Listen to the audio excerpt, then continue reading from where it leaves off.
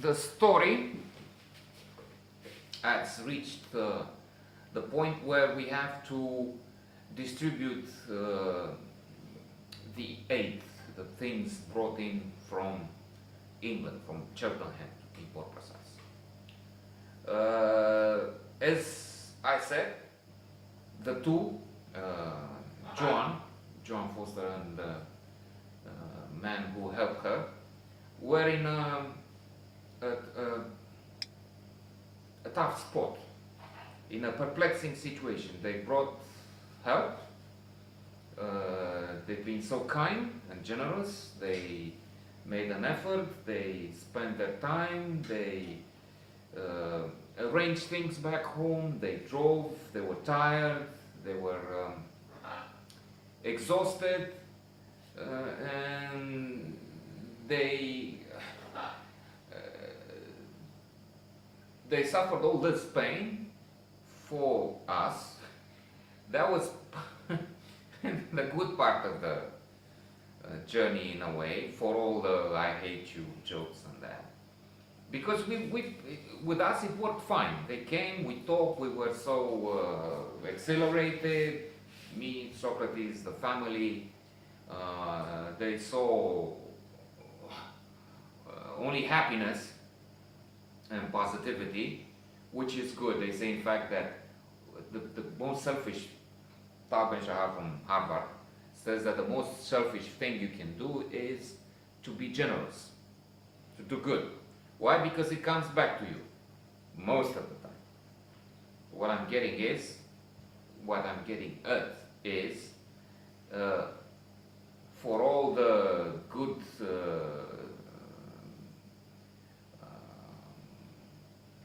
positive spirit in Bucharest, where we were happy. They were also happy that with their generosity they brought so much well-being. We were even happier and so on. For all that, now in Oltenia, in this village, the situation was not exactly reversed, but as explained so far, very, very complicated.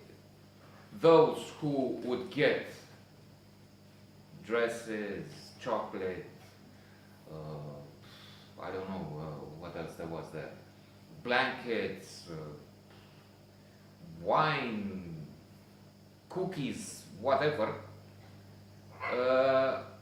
would not be so happy because the others would envy them, and they could feel that, and they would they knew they would be the target of jokes, of malicious commentary, envy, and so on.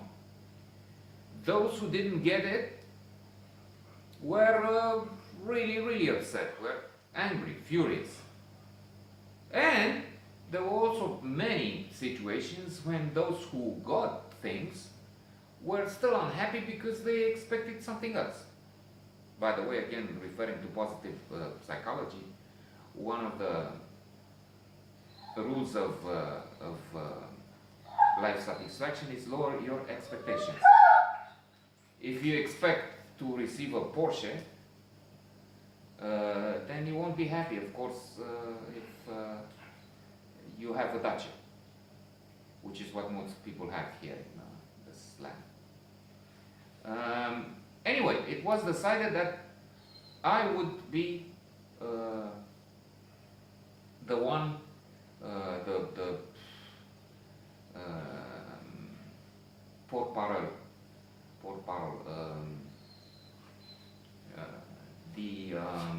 the front man in this enterprise. So they had decided that they would divide whatever there was to give to the people.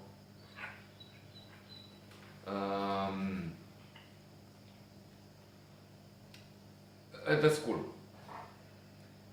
And so we entered in one classroom with all the boxes and dresses, shoes, whatever. On a side note, shoes, I learned in the meantime, are among the most important items you can give to poor people. I'm not sure how poor these were,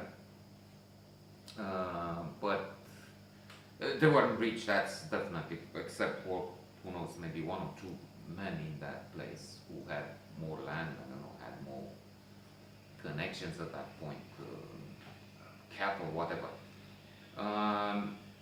Shoes are important because without shoes, they can do without uh, many other things. They don't need, they need a coat, yes, but they don't need many t-shirts, shirts, and so on to change. But without shoes, they can't walk, generally.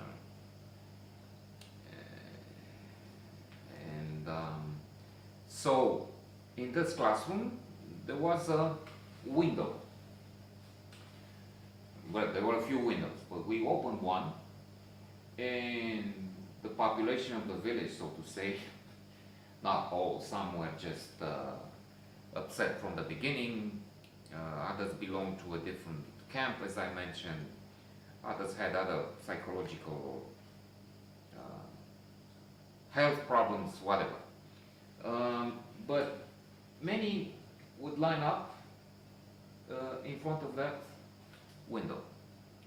And I was on this side trying to see, in the first place, what they want, from what we have, what they want and need, and try to, let's say, distribute, make the distribution.